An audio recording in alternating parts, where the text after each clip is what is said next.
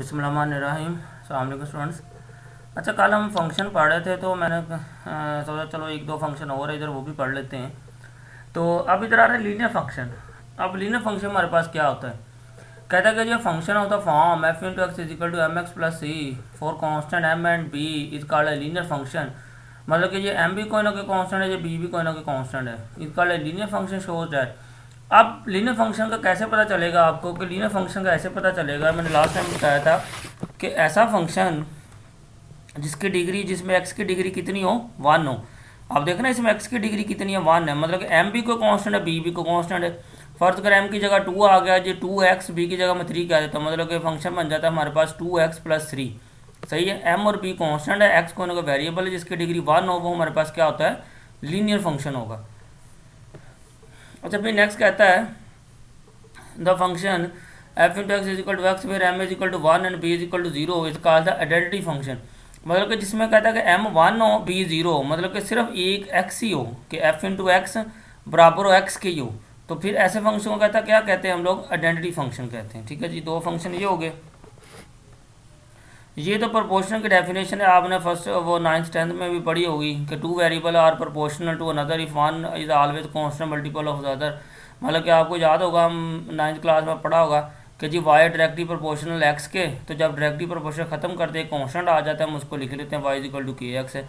तो ये directly proportional है, तो इसको हम लोग कहते हैं यूनिवर्सली प्रोपोर्शनल एक होता है, मतलब कि वाई डायरेक्टली प्रोपोर्शनल 1/x है और वाई इज इक्वल टू के/x आ जाता है। अच्छा, अब ये आता है नेक्स्ट हमारे पास पावर फंक्शन। अब पावर फंक्शन क्या होता है, कहता है कि ये function F into x is equal to X की power A where A is a constant is called a power function. मतलब आप देखें कि पावर फंक्शन में है क्या, कि वेरिएबल की पावर कांस्टेंट है, मतलब ए उसने कोई ना कोई कांस्टेंट का है, एक्स उसने वेरिएबल का है, मतलब कि वेरिएबल की पावर कांस्टेंट आ जाए, वो हमारे पास होता है पावर फंक्शन है। ठीक है जी, ठीक है जी, कि पावर फंक्शन मतलब कहता है कि वेरिएबल की पावर कांस्टेंट हो।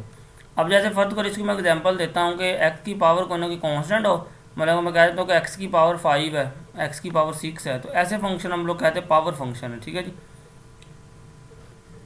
अच्छा, फिर नेक्स्ट आता है पावर फंक्शन के बाद,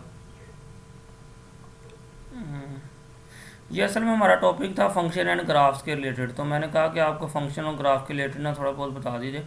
ग्राफ आपने अब खुद ट्राई करने बनाने, तरीका आपको मैंने बता दिया है। ठीक है, ग्राफ आपने खुद बनाना है। ये पोलोमियल फंक्शन है, कहता क्या जी, polynomial function if P into x is equal to this where N is the non active teacher and the number the real constant. मतलब कि दो कंडीशनें होती हैं पोलोमियल फंक्शन की, कि एक जो इसकी पावर है वो नॉन एक्टिव हो, मतलब कि नेगेटिव ना हो, दूसरा ये जो कांस्टेंट होते हैं ना ए एन -1, ये इसकी जगह 1 2 3 कांस्टेंट है, ये सारे क्या होने चाहिए, रियल होने चाहिए। ठीक है जी, तो ये पोलोमियल फंक्शन की है। फिर कहता है leading coefficient where N is called the degree of the polynomial. मतलब सिंपल है, कोई पोलोमियल दिया उसमें जो सबसे बड़ी पावर होगी उसकी डिग्री होगी, जो उस डिग्री की, जो उस हाईएस्ट पावर डिग्री के जो कोफिशिएंट होगा वो आपका लीडिंग कोफिशिएंट कहलाएगा। फिर कहता है अगर पोलोमियल ऑफ डिग्री 1 होगा, पोलोमियल डिग्री 2 होगा, कहता है अगर पोलोमियल की डिग्री 2 है जैसे इसमें, तो उसको क्वाड्रेटिक फंक्शन कह देते हैं। अगर क्यूबिक है, अगर डिग्री 3 है तो हम उसको क्यूबिक फंक्शन कह देते हैं, बस सिंपल है। अब देखना ये वाला एक पोलोमियल है, ये वाला, ठीक है पूरा। अब इसके अंदर इसका लीडिंग कोफिशिएंट कितना होगा, हाईएस्ट पावर देखनी है आपने, हाईएस्ट पावर कितनी है, 4 है, तो इसके हाईएस्ट पावर का जो कोफिशिएंट होगा 8 है, ये 8 जो है इसका लीडिंग कोफिशिएंट होगा। ठीक है जी।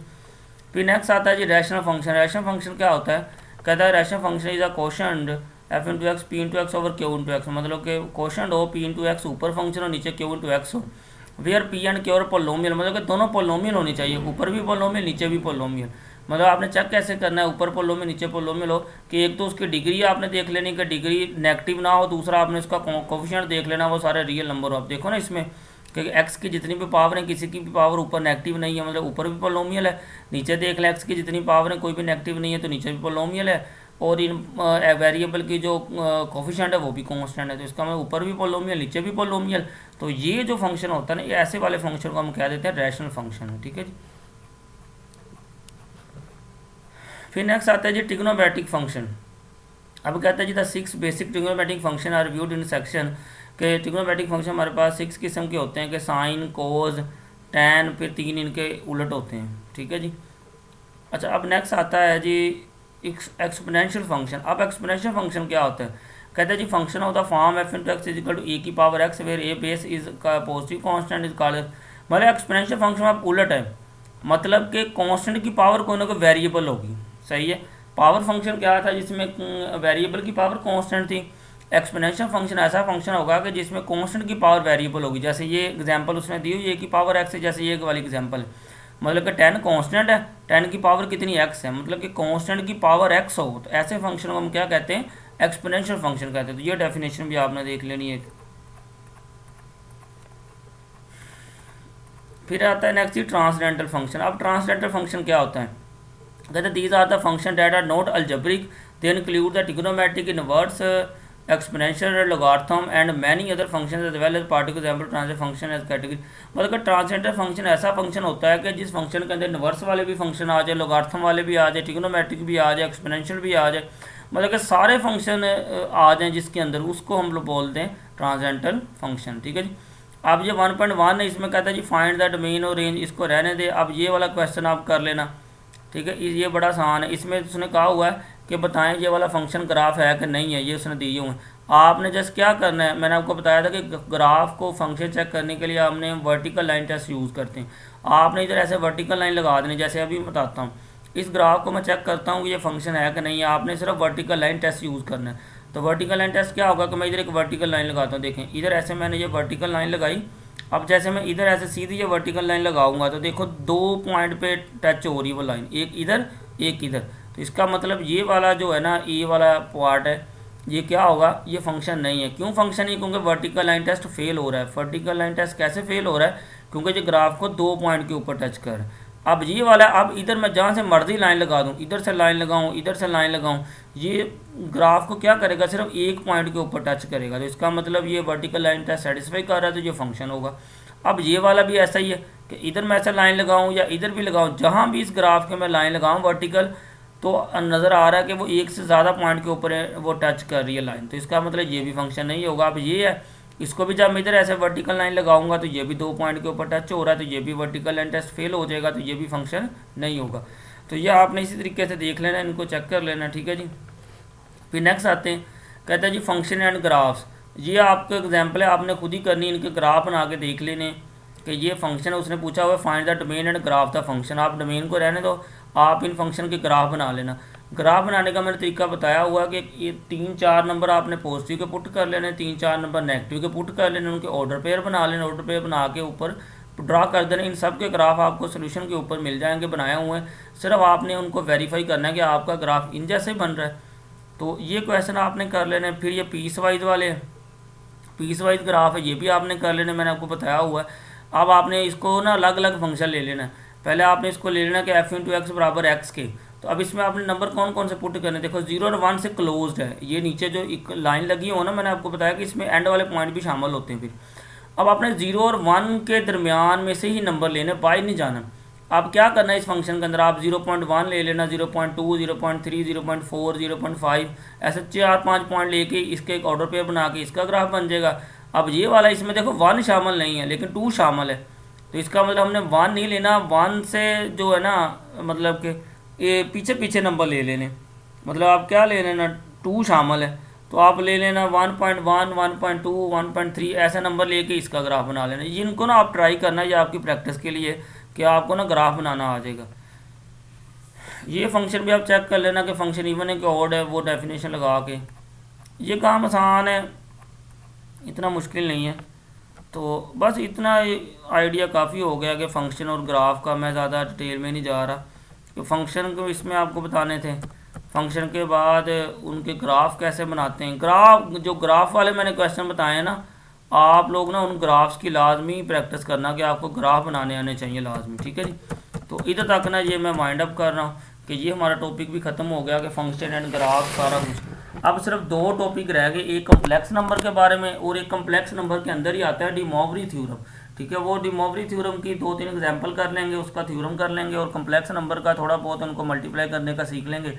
तो इसके बाद ना हमारी जो आउटलाइन है वो ख़त्म है, तो बाकी अब अपनी तैयारी करें अभी, ठीक है जी। ओके जी, अल्लाह हाफिज़। अब कम्प्लेक्स नंबर मैं चाह था कि नेक्स्ट दफ़ा ही हम लोग ना नेक्स्ट वीक ही स्टार्ट करें, तो इस वीक रहने देते हैं। तो अगर करना है तो मैं थोड़ा बहुत चलो करवा भी देता हूँ। ये कम्प्लेक्स नंबर है, द कम्प्लेक्स नंबर सिस्टम है।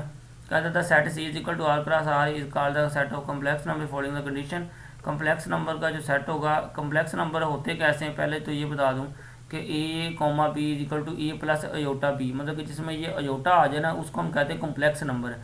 अब जब ये कम्प्लेक्स नंबर लिखा गया है, अब इसके अंदर ये जो ए इधर वाला पार्ट है ना, प्लस के इधर वाला, जैसे ए है, ये ए की जगह कोई भी इधर नंबर हो सकता है। ये वाला जो पार्ट होता है ना इसको हम बोलते हैं रियल पार्ट है, लेकिन ये जो अयोटा के साथ वाला पार्ट होता है इसको हम बोलते हैं इमेजिनरी पार्ट। ठीक है, अयोटा को हम लोग लिख लेते हैं 0 और 1 की फॉर्म में। ठीक है जी, क्योंकि 0 और 1 की फॉर्म को सोल्व करें तो हमारे पास ये आंसर आता है कि अयोटा मल्टीप्लाई अयोटा करें तो उनको मल्टीप्लाई करें तो answer iota square equal to -1 आता है। ये फिर उसने बताया है कि जो कम्प्लेक्स नंबर होते हैं ना, ये मल्टीप्लिकेशन स्केलर, ये सारी प्रॉपर्टी ना होल्ड करते हैं। ठीक है जी, अब फिर आपने कम्प्लेक्स नंबर का माड कैसे लेना, माड लेने का आसान सा तरीका है कि modulus of a b. Modulus के अंदर क्या करना है आपने, ये जो एक रियल आपका पार्ट है इसका स्केयर कर लेना, प्लस ये जो इमेजिनरी पार्ट है इसका स्केयर कर लेना। देखो ये तो लिखा नहीं हुआ कि ए का स्केयर प्लस बी का स्केयर अंडर रूट, मतलब कि रियल पार्ट का स्केयर प्लस अयोटा को छोड़ के जो इसके साथ कोफिशिएंट है उसका स्केयर अंडर रूट कर देना। ये आपके पास ये माड मतलब कि कम्प्लेक्स नंबर का माड आ जाएगा। ठीक है जी,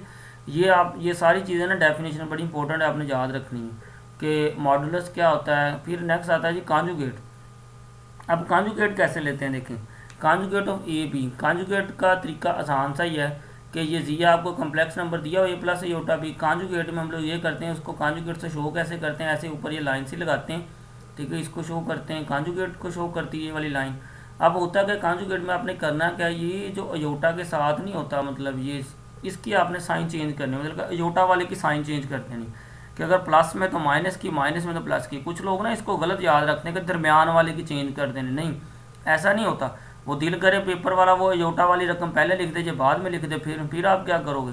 तो इसलिए आपने याद ये रखना है कि जो अयोटा के साथ वाली चीज़ है ना उसका साइन बदलना है। जैसे इधर प्लस था तो हमने माइनस कर दिया कॉन्जुगेट के अंदर। ठीक है जी, तो ये आपने कॉन्जुगेट की डेफिनेशन याद रखनी है कि आपने मॉडुलस की डेफिनेशन याद रखनी है, ये कम्प्लेक्स नंबर है। ठीक है, फिर नेक्स्ट इसकी और प्रॉपर्टीज़ को डिटेल में नेक्स्ट लेक्चर में पढ़ लेंगे। ठीक है जी, ओके जी, अल्लाह हाफ़िज़।